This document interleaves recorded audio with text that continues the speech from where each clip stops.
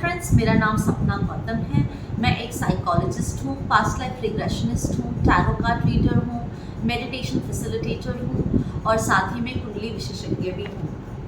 हाल ही में मैंने ईशान महेश द्वारा लिखी गई कृष्ण एक रहस्य नामक इस बुक को खरीदा और मैंने ये सोच कर के बुक को नहीं खरीदा था कि इसमें क्या है और ये कितनी अच्छी होगी।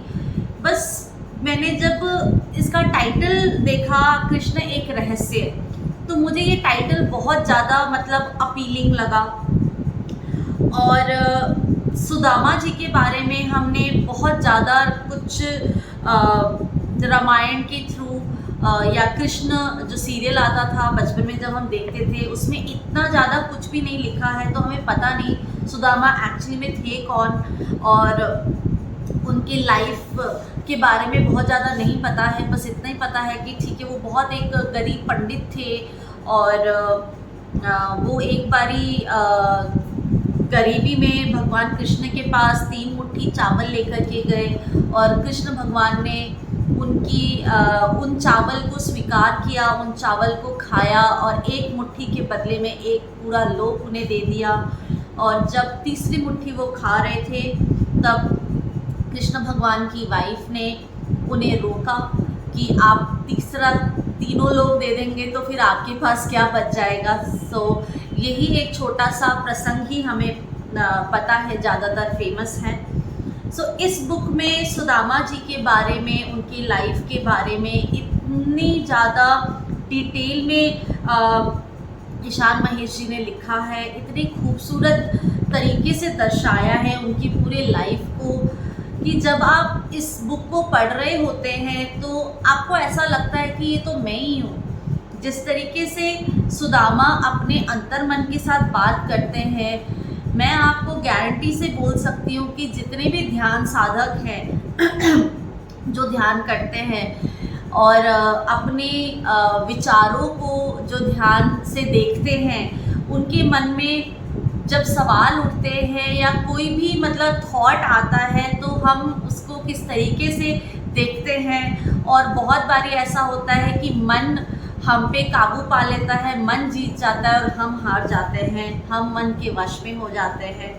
पर सुदामा जी किस तरीके से अपने मन के साथ आर्ग्यू करते हैं, किस तरीके से अपने मन को समझाते हैं और मन को अपने ऊपर जीत हासिल नहीं करने देते और मन के अधीन नहीं होते। सो बहुत ही खूबसूरत बुक है। अगर आप इस बुक को पढ़ते हैं, I am sure by the time आप इस बुक को ख़त्म करेंगे, आपके अंदर कुछ ना कुछ ज़रूर ट्रांसफॉर्म होगा। और ये इतना सुंदर तरीके से लिखा हुआ उपन्यास है। मैं पहली बार कोई हिंदी उपन्यास पढ़ रही थी, क्योंकि इससे पहले मैंने कभी कोई हिंदी उपन्यास नहीं पढ़ा है। सो बाय द टाइम जब मैं इस बुक को पढ़ रही थी तो मुझे ऐसा लग रहा था कि मैं वो चीज़ को अपने सामने देख रही हूँ। इतने सुंदर तरीके से उन्होंने बिल्कुल जीवंत किया है, जिसे कहते हैं स्क्रीन प्ले इतना खूबसूरत है कि आपको पिक्चर देखने की ज़रूरत ही नहीं है, आप बस स्क्रीन प्ले पढ़ करके पूरी पिक्चर देख लेते हो। सो मैं इस बुक का एक छोटा सा प्रसंग आपके साथ पढ़ के शेयर करना चाहूँगी। आई होप कि आपको भी उतना ही मज़ा आए जितना मज़ा मुझे आया था पढ़ने में। सो पेज नंबर 133, कृष्ण एक रहस्य, रिटन बाय ईशान महेश जी। सुदामा ने अपने अंतस में झांका। कृष्ण के द्वारा स्वयं को न पहचाने जाने के परिणाम स्वरूप वे जिस आशंका और भय की कल्पना कर रहे थे, इस समय उनके चित्त में ऐसा कोई भाव ही नहीं था। उन्होंने अपने चित्त में और गहराई से गोता लगाया, किंतु वहाँ ना तो कोई भाव था और ना वो भयभीत होने वाला कोई था, ना दुखी होने वाला कोई था, ना वहाँ कोई निराश होने वाला था, ना कोई असुरक्षा की भावना से भरा था और ना ही कोई क्रोध करने वाला था, ना वहाँ कोई असंतुष्ट था, ना कोई शिकायत करने वाला था और ना ही कोई धिक्कारने वाला था। वहाँ तो जैसे सभी भावों का अभाव था। उनके चिदाकाश में एक शून्य प्रकट हो गया था। ये क्या हो गया है उन्हें? ऐसी स्थिति में तो उनको मन ही मन कृष्ण को कोसना चाहिए था, किंतु उनके मन में किसी भी प्रकार के भाव ही कोई तरंग नहीं ले रही थी। तरंग रहित उनका चिदाकाश था। वे सोच रहे थे कि ऐसा कैसे हो सकता है कि भाव ही तिरोहित हो जाए। वे किसी भी भाव के सूत्र को पकड़ ही नहीं पा रहे थे। उनको सुमति के शब्द सुनाई दे रहे थे कि यदि आप प्रभु के द्वार से भी तिरस्कृत होए तो भी वह स्वयं को भाग्यशाली समझेगी। वे मन ही मन बोले, जैसी तेरी इच्छा कृष्ण। मैंने सुमति की इच्छा पूरी की, मेरा कर्म पूर्ण हुआ। अब शेष तू जाने या तेरी सुमति जाने, मैं तो चला। तभी द्वार पर सभी को छका देने वाली खनखनाती हंसी सुनाई दी। नयनों में छलक जाने के लिए अति आतुर प्रसन्नता की चमक लिए कृष्ण प्रकट हुए। दिव्य देह पर पीतांबर, मस्तक पर तिलक, कंधों तक लंबे काले और घुंघराले केश बिखरे हुए थे।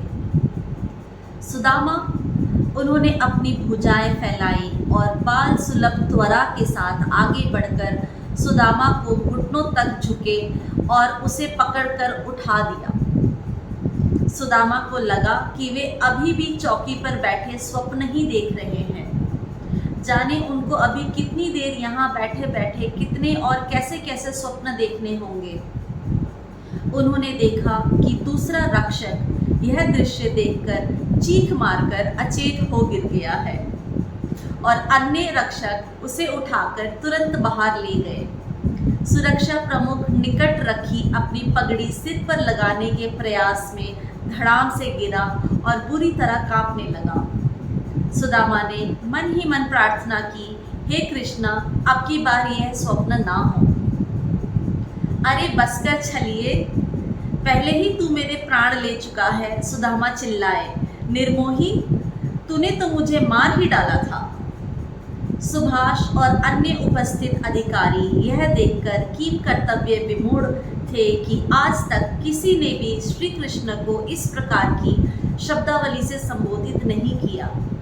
यदि दूसरी दृष्टि से देखा जाए तो यह सुदामा उनके भगवान के लिए आपत्तिजनक शब्दों का उपयोग कर रहे थे और उनके भगवान सुदामा के अपमानजनक शब्दों को सुनकर ऐसे हर्षित हो रहे थे जैसे मानो उनकी स्तुति कर रहा हो। यह उन सभी के लिए कल्पना जगत के बाहर की बात थी। कोई यादव श्रेष्ठ भगवान श्री कृष्ण से ऐसे बात कर सकता है? उनके परम आत्मीयजनों ने कभी भी ऐसा नहीं किया। वे भी उनके लिए अति सम्मानजनक शब्दों का प्रयोग करते हैं।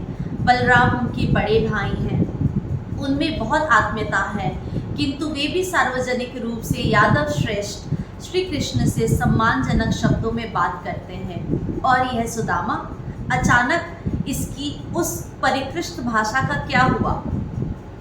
आप देख रहे हैं कितने सुंदर तरीके से सुदामा और कृष्ण के मिलन की जो घटना को दर्शाया है ईशान महेश जी ने, बहुत ही खूबसूरत तरीके से। ये तो मैंने आपको बिल्कुल एक छोटा सा आधा पेज पढ़ करके सुनाया है। ऐसे बहुत सारे इंसिडेंट्स हैं इस बुक में जिनको बहुत ही खूबसूरत तरीके से ईशान महेश जी ने इस बुक में पिरोया है।